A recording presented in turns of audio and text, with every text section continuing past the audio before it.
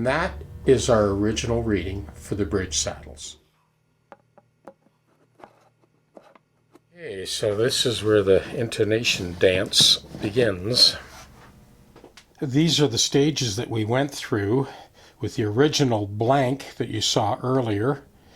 And this was the first attempt, and this was the second attempt to get the saddle to fully calibrate.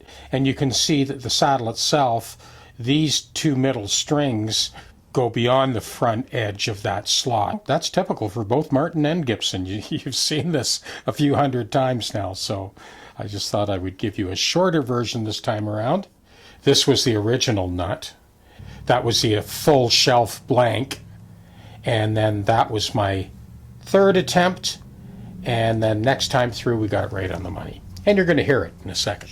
Now you can see when I place that straight edge on there and I slide up to the bridge, it just kisses. So this neck angle is absolutely perfect. And now that we've taken care of that fall off with that fret dress, the customer will be fine for years to come. That is the final compensated nut. Now you can still see that rise at that neck to body junction, but after dressing those frets, now the action is as good as you could possibly get it. There's still adjustment on the truss rod. So after taking care of this, I loaded that truss rod a little bit, and that brought the action down to where you see it is right now. It is silky smooth to play. There's a look at the treble side, and we're going to play it in a second. You can actually hear just how accurate it is.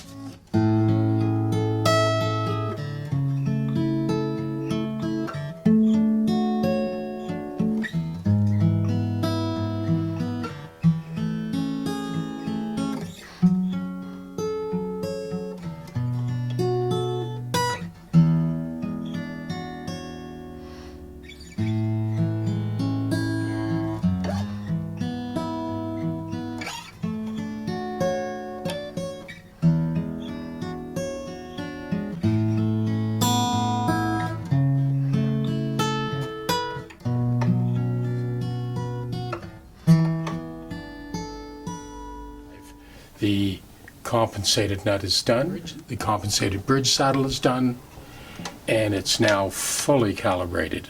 So once the guitar has been calibrated, compensated nut, compensated saddle, I've mentioned this in the last couple of videos, and to a friend of mine actually just emailed me today, local guitarist. I'd set up his Breedlove guitar. He's very happy with it. In his words, it's totally magical. Had asked my thoughts on the whole calibration of the guitar. Over the course of a half a century working on guitars, I've had my own evolution, getting closer and closer each time.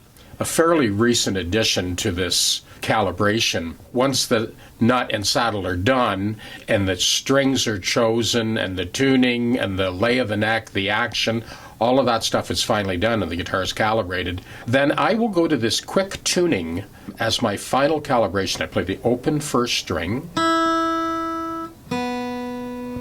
and the open second string, so E, B, and the same two notes on the middle two strings fretted at the 9th fret, E, B. And then the same two notes again as harmonics on the 5th and 6th string at the 7th fret, E, B. So again,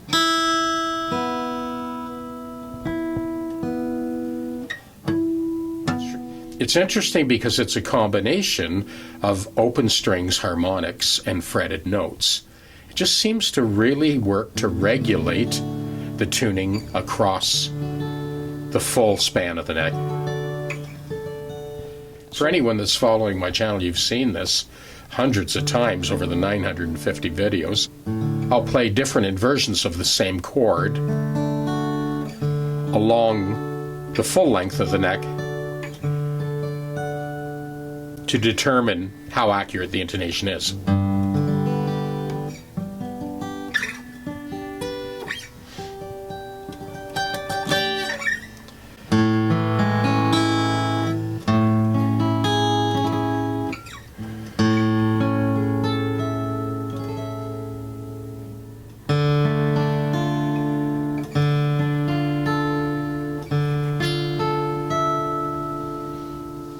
And it really doesn't matter whether you're doing a D minor in multiple positions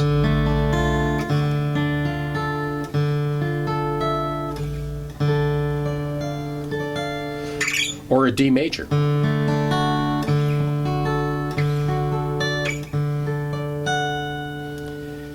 A lot of people have argued that, well, if you're playing in a certain key, it's fine, but if you go to a different key, well, you know something? It doesn't make any difference. If I'm playing, C sharp minor,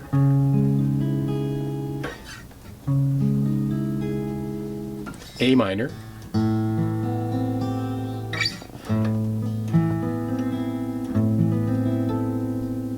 E minor,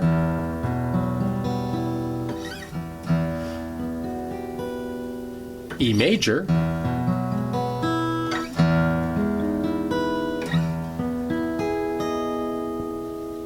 I'm just descending diatonically.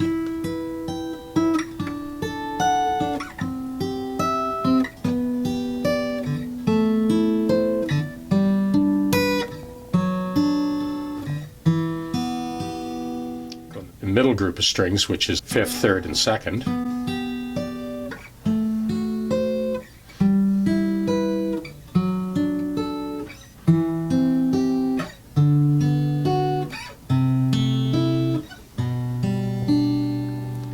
And with that same interval combination of a 6th and a 10th, I'm now on the bottom group of strings, the 6th, the 4th, and the 3rd.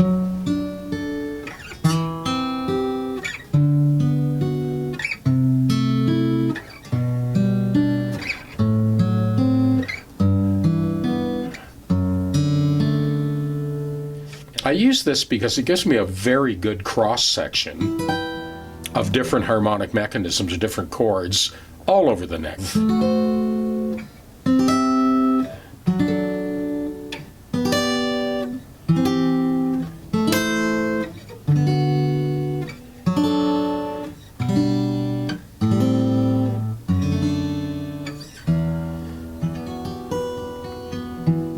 The other thing that comes into play is the lay of the neck and the action. I really had to take care of that fall off and take quite a bit off of those fret crowns here to be able to drop the action down and get that ease of playability. But it's not just about ease of playability. It's about the guitar being regulated.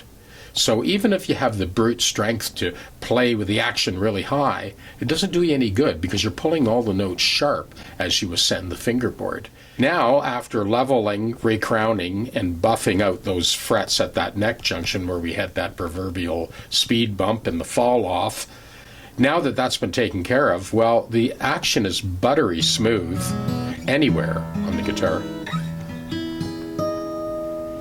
And that also translates into more precise tuning, because you're essentially exerting the same amount of force to bring the strings in contact with the fret crowns wherever you are in the neck.